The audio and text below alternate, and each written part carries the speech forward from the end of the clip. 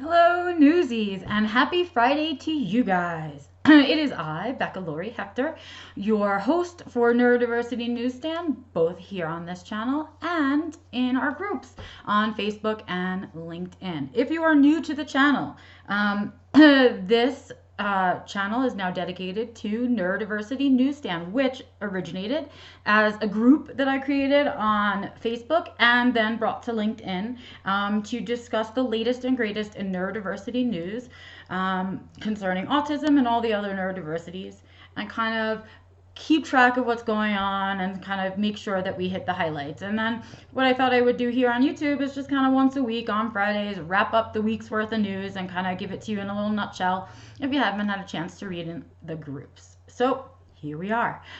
Take this time now to go ahead and hit the subscribe button below. Give me a thumbs up or thumbs down when you're finished watching. And don't forget to choose the notification bell so you get notified when new episodes are out. Today, okay, here I am with my usual nonsense, right?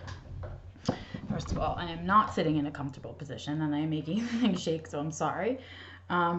Today, as you can see, in an unusual way, I never really or all that often put my hair up, but it's a good giveaway of a no shower day. If I'm wearing a baseball cap or I have a hair clip in or something, I haven't had a chance to shower today, which doesn't mean that I haven't had a chance to think about what I wanted to talk to you guys about. But what it does mean is I've been like crazy busy this morning. And I'm actually a bunch of this week doing some writing and working on some other projects. In particular, this morning I was working on a second draft of a book proposal that I'm hoping I can go ahead and submit. I'm waiting to hear from my editor on that one. And so I'm excited to say that I'm like one step closer to creating a book that I was asked to write. And then I hope that means that I'm just that much step closer to writing the book that I want to write. So I'm working on that, and it's going to be called, hopefully they'll take the title, it's going to be called Autism Advocacy in the Age of Ableism. So we will see what happens with that. I will keep you guys updated, but that's partially why my brain feels so odd, because I had to transition and shift from kind of being really focused on doing that and then come down here and be like, oh no, it's afternoon. I have to do Neurodiversity Newsstand. And I also am going to be recording after this for Spectrum Women. I'm doing a Q&A series with them, and I'm going to be recording my first answers to the new series. So that'll be exciting. So that's what I was kind of doing today. And then earlier this week, I've been working on some writing and kind of, what's the word I want to say? I've been kind of articulating my thoughts in writing about what it is that I present about. So I present a lot about self-defined living, which is something that I have labeled this thing that I do when I kind of look at the world around me and at my life and the things that are important to me, and I question if they mean what I think they mean. And I look at where they live in my life, and I kind of reorganize my life around my definitions of the important words in my life. But I've never really had the opportunity to really sit down and start to parse out even little bits of those thoughts in any other style than my presentation style. So that was really an important exercise for me, and it's in anticipation of the keynote I have coming up. And so I hope that comes out really good too. And I'm interested to see how it comes out, because that would be the book that I would like to write when I get there. But yeah, that's me. That's my week. That's the stuff I've been working on, just trying to get out of, I've been in kind of a depressive funk since I left my last normal job, and kind of really understood that I can't, in today's world, work a 40-hour-a-week job. It's just not sustainable for me. And I've been in sort of a depression since then. I've been sort of working through it, trying to find my place in it all and figure out where I want to go next, what I want to be doing with my energy, and that kind of stuff. And so it felt good this week to be pushing out of it with some productivity and getting some stuff out into the world, and sort of be forced to kickstart my writer's brain a little bit was really good. It was satisfying.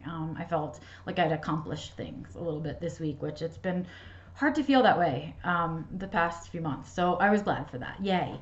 And now I get to enjoy my weekend because the big thing on my back was getting that next draft of that book proposal in, and it's in for right now. So I have left the hot potato in someone else's hands, and I can enjoy my weekend. But before I can do that, I bring the news to you. Your Neurodiversity News in a nutshell with me, Becca Lori Hector. Let's get to it, shall we? I wanted to start by talking Greta, since I talk about her a lot. This week, without exception, was another week of Greta news, another week of pulling apart all the things she said, did, whatever, all of her photos, all of the things that we know about her. And, you know, there were a lot of articles. Let me just say that. We had a bunch of different articles about why she's triggering, about why she's important to autistic women, about why, and we had the big one from Fox News apologizing for calling her mentally ill instead of letting people know that autism is not a mental illness. And while she may have other mental illnesses, I do not know, her autism is not one of them. And that was a big apology that had to come out from Fox News. So that's the kind of stuff that was in the news. It wasn't really all that great stuff. She did a fantastic speech. It was goosebumpy. It was empowering. And I was just, proud of her ability to maintain her composure, to stay on point, all of those things that she does so well. And then after she did that, we had a whole bunch of memes that came out about the faces that she was making at Donald Trump and the faces that she was making while she was speaking and all of those things, which, in today's world, you get famous, that's what you get, right? You have your 15 minutes or whatever it is, and everyone's going to pick you apart. It's impossible to come out unscathed. We had some pieces of her parents' biography come out talking about some things, and people were questioning whether they've been good for her or not good for her, if she's actually crazy, if she's saying the things that they're telling her to say, all of those things, all of the stuff that's been in question for since her, since she sort of has been out there. And with all of that, I want to say, listen, I know she's not perfect. I don't expect her to be. She's a human being, and I think that the rest of the world needs to remember that too.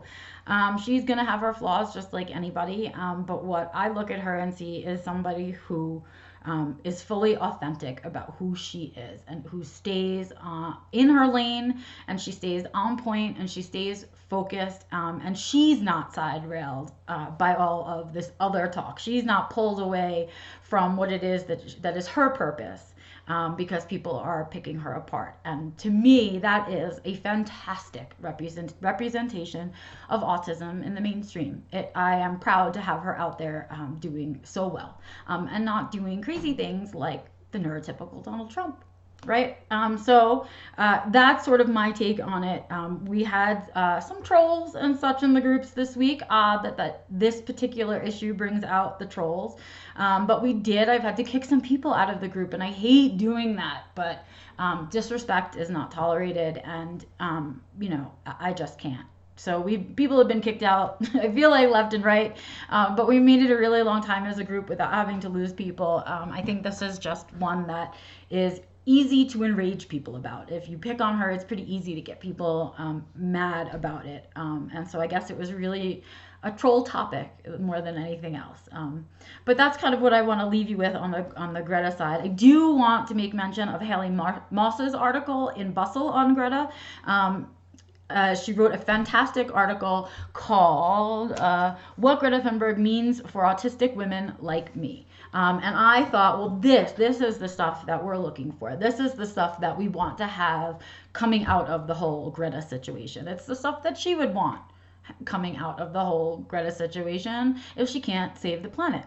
And so take a look at that article. It was really great. Haley, fantastic article. Thank you, Bustle, for covering it and letting an autistic advocate do it. We appreciate that.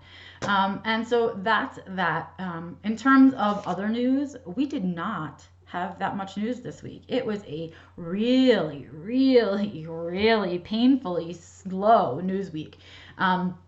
it was mostly memes, Greta memes, going back. That's what I feel like I looked at all week, was Greta memes, back and forth. But we did have some notable research get published this week. So what would a Neurodiversity Newsstand episode be without a research component? Here we are. Out of the UK this week, we got a great study and a great article that talked about how children with autism are more able to read thought and feelings than previously thought.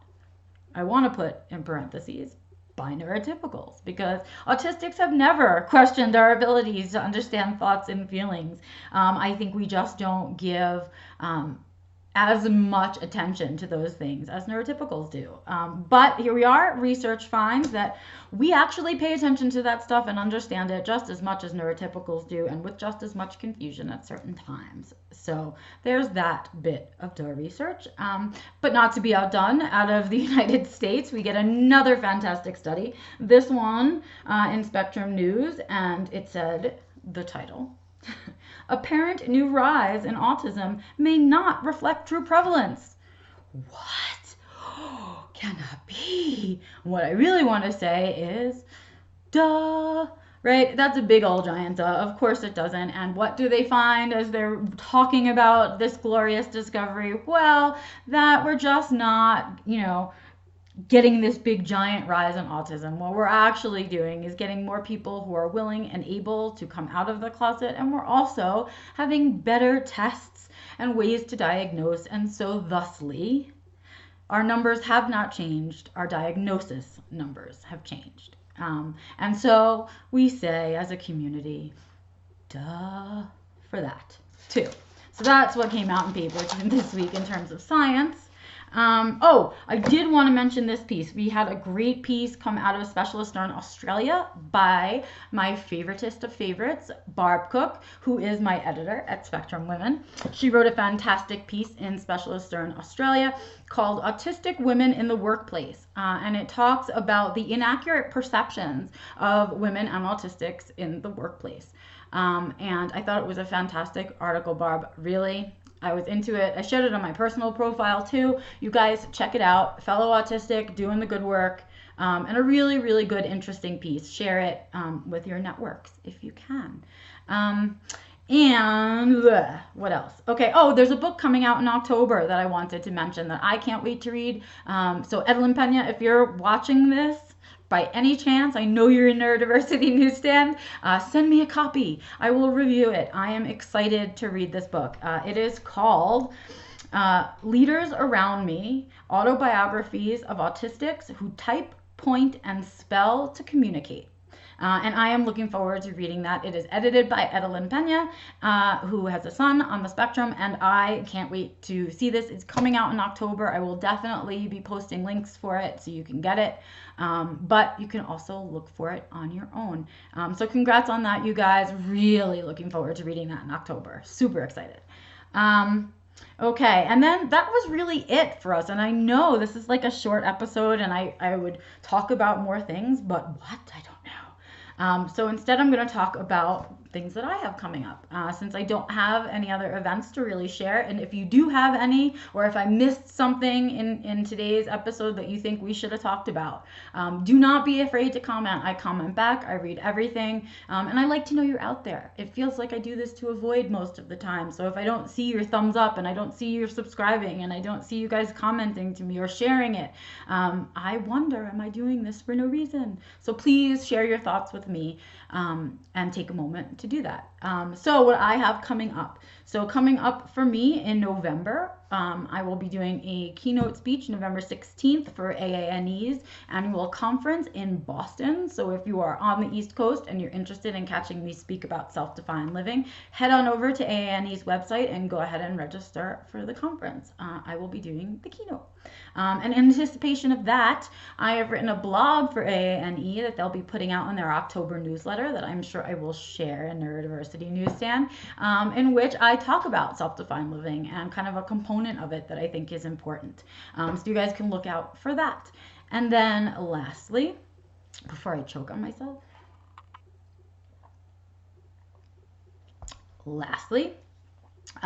we have coming out today, I'm going to be doing soon as I'm done with this video, I'm going to be recording Q&A answers. So we have some questions coming into the Spectrum Women magazine from our viewers, our followers, our listeners, our readers, whatever you want to call them, from our fellow Spectrum Women fans.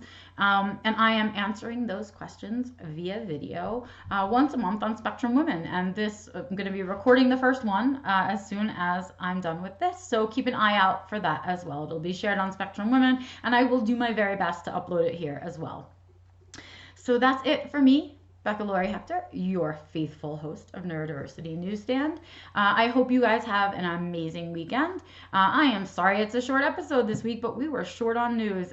Do get in touch with me however you can. Make sure you join the Facebook and LinkedIn groups, and don't forget to subscribe here. Have an amazing weekend, you guys.